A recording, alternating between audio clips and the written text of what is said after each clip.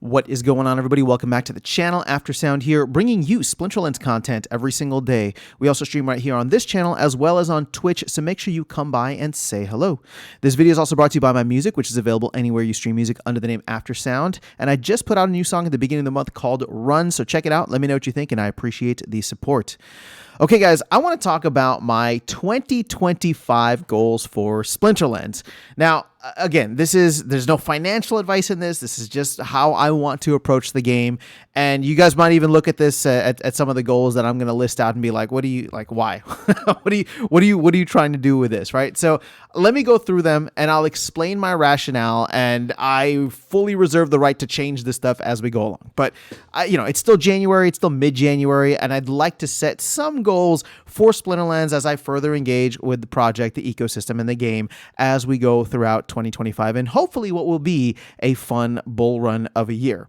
So first and foremost, and this is probably an easier one, I should say, is that I want to reach 500,000 or 500,000 SPS staked. Now you can see here that I'm at 406,000, but the challenge is I'm not planning on buying any more SPS. So this is all going to be how much I am accumulating over time through node licenses, through my rewards, through participating in brawls, land, and staking. So all of that stuff, if I look at it and I just kind of calculate how much I get roughly, that should get me like within 10,000 relatively easily. So there may be some instances or opportunities where I may look, especially now with SPS being lower, where again, it's not that I would be bringing outside capital in necessarily, but I would make some choices of like, okay, maybe sell some vouchers or maybe rent out some SPS right now to get that DEC to then go buy more SPS to stake, right? These are the decisions that I'm making so that I can, by the end of the year, hit that 500K goal. So again, this is relatively, I don't want to say easy, but it's going to just kind of happen naturally as I continue to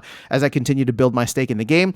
I don't unstake, right? I can't remember the last time that I unstaked. So, unless SPS goes to the absolute moon, then yeah, maybe I'd look at taking some off the top. But for right now, it's just, I just want to continue accumulating and hit that 500,000 number. So that is goal number one. Should be relatively straightforward. But again, my challenge is that I'm not planning to do it with any kind of, mass buy-in, or again, it would just be kind of shifting of assets. And really, I don't even want to shift that many assets. It would be choosing to make certain, choosing like if I want to have less rewards to buy more SPS now, right? Meaning that like I reduce my SPS stake, and I'm already renting out like 200,000 of the SPS. So maybe I lower it a little bit more. I don't know. We'll see how it goes, especially once Conclave Arcana does come out. But I'm going to get to that a little bit later. So the second goal is land. Now, as I talked about in previous videos, my plan is to have like a gaming budget for Splinterlands. Well, I'll bring in, I don't even know how much every week, every month, but the place that I'm going to spend money in terms of outside capital is not going to be on SPS. It's not going to even be on cards. I mean, yeah, actually, you know what? Let me not lie. There probably will be some cards that I buy here and there, but the majority of it will probably be land because I want to build up my land holdings over time. And this is not like, oh, land is going to go to the moon, land is whatever. It's just, I just want to own more land. I want to treat it like a virtual business the way that Matt has planned out. And I'm excited for 1.75 and beyond. I think Cryptomancer is going to do some awesome things. And it's just a matter of time until that stuff does come out. So as you can see now, I actually do have 5 plots. So, four of them are in Area 51. There's one that I haven't even gotten started with in 140. So I will need to start working that. But my goal for land is to essentially 5x this, right? I would like to get to 25. I mean, if I can get to 50 land plots, that would be awesome. But that would also be like $500 of an investment, I think, if I'm buying, like, basically, the way that I'm trying to look at it is like, if I was able to get land plots for $10 a pop, and I was to buy another 45, that's like $450 right there. So that's not within my like gaming budget right over the course of the year. And my hope is that land maybe does go up in value a little bit. Again, not that much, but whatever it ends up being, if it does get popular, my hope is just to continue buying in and using a lot of the profits that I get from land to then go in and not necessarily buy more land if I have whatever I need already, but to get the next like pieces of land started, right? So if I need more DEC or if I need to go buy some cards off the marketplace, again, I'm not expecting it to be anything crazy. I'm not expecting them to be efficient with all gold foils and legendaries and whatever, or even max cards. I just want to start working land and start just feeling what that's going to be like, right? With like a larger base here. And it doesn't all have to be in the same region either. I know that would be ideal, but my goal is to buy, or not to, well, yes, to buy or to acquire, I should say, 20 more land plots, however that ends up being. Maybe I'll do some trades or something.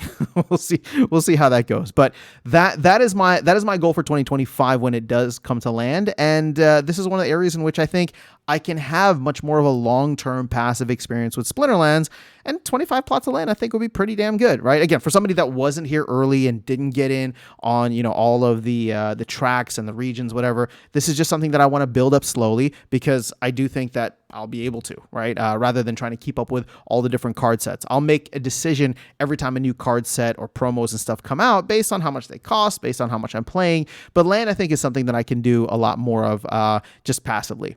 So that is goal number 2. Now, goal number 3 is probably the most interesting one, but I'll get your feedback on it. So if you go here, you can see that my total wins in modern format are just under 7,000, right? 6,982. Wild, I'm like almost double that. Well, maybe not almost, but it's like 12,000 wins. Obviously, there's a lot more battles in Wild. My guess is the easy answer for this is the fact that I started playing before there was even a modern format, so I think all those battles count towards Wild. But here's the thing. When I was calculating out energy over the course of this year, right? And again, just base energy, meaning that it's the one you get every hour, and, you know, so you get 24 every 24 hours, whatever regenerates. So I'm not talking about any extra energy that I may buy or any extra energy that I may get from reward chests. It's, you know, at this point in time, it's going to be about like 8,000 energy, right? If I just kind of look at it 24 times, we'll just say 350 days, right? Throughout the end of the year. It's like a little bit more than 8,000. So the thing is, I want to get, by the end of the year, to 10,000 total wins in modern format. And that may not seem like a lot, right? Because you're saying, oh, well, you have more than 8,000 chances plus whatever energy you acquire. That's only 3,000 wins. You can do that with a less than 50% win rate. Okay, well, here are my 2 hurdles when it comes to this. The first of which is I'm not going to play every battle, right? I do plan on continuing to bot in Wild, and especially for times that I'm traveling or life is getting crazy and busy or I'm sleeping, right? Like, I'm just not going to be playing every single battle. That's just, I can't operate like that. I mean, I wish I could. Maybe if SPS goes to $5, then I absolutely will be playing every battle, but that's just not where I'm at. So already the challenge then becomes, let's assume half of the battles, right? Let's assume half the battles go to Wild, even though I think I'm playing more than half right now. But let's just assume like half the battles go to Wild. Well, then all of a sudden I'm only looking at 4,000 energy. And therefore, I will have to probably play a little bit more. And I don't even know what the breakdown is right now. I play mostly during the day, and then when I go to bed at night, it's like 8 hours of the bot playing. But, you know, there will be trips, there will be travel, there will be times that I'm just not even engaged, that I take time away. So I can't even account for that right now. All I'm saying is that in aggregate, it's probably going to be 8,000 plus energy, and I will need to win 3,000 of those games in modern format. The other challenge, and this is part of the reason why I'm doing it, the other challenge is I don't know what happens once modern format rotates. So once Conclave Arcana comes in, I do not have a robust collection when it comes to Rebellion. I don't know how heavy I'm going to go into Conclave Arcana, but I want to use this as an opportunity for me to stay engaged with modern format, even if that means playing at lower levels, right? And maybe I do give up some upside or some glint here and there, but the idea would just be that I want to continue playing in modern. I don't want to give that up. And so 3 months, 4 months into the year, right, if we do get Conclave Arcana and the rotation, I want to figure out what that relationship looks like, see how many battles I have left, and then not just do it because I'm grinding for dollars or glint or whatever, but like set it as a goal, right? As a challenge for myself that I want to continue playing in modern. I want to be up to date on what the newest metas and strategies are, even if it's at the lower levels, right? Even if I just play in bronze, silver, maybe gold, whatever. And I know those are not the league names anymore, but for all my OGs that were around when those were the league titles, that's what it is. So that's why I'm choosing to kind of have like this out there goal of just wanting to hit 10,000 wins in modern. So those are my 3. First one is an SPS goal, right? Which again should be pretty much on auto drive. I'd probably have to unstake SPS, or there would have to be some massive thing that happened where I stopped earning, or earnings just went down a lot, that I wouldn't be able to hit that just naturally. But obviously, the earlier that I hit that, rather than December 31st of this year, will be better. The second is land. That is something that will not be passive. That will be a little bit more active, and I'll have to be a little bit more thoughtful about acquiring 20 plots and really trying to get them all online by the end of the year.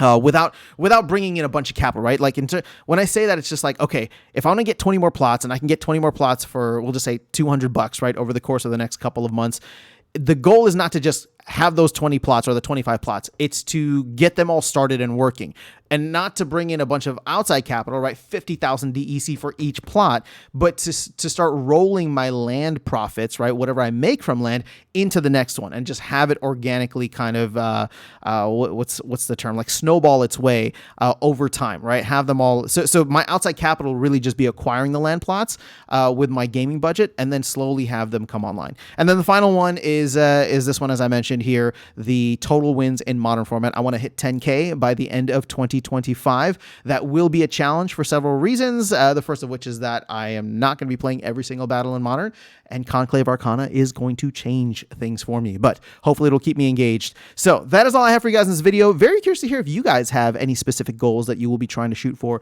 in Splinterlands in 2025, but that is all I have for you. I'll catch y'all in the next one and see you around the game. Take care.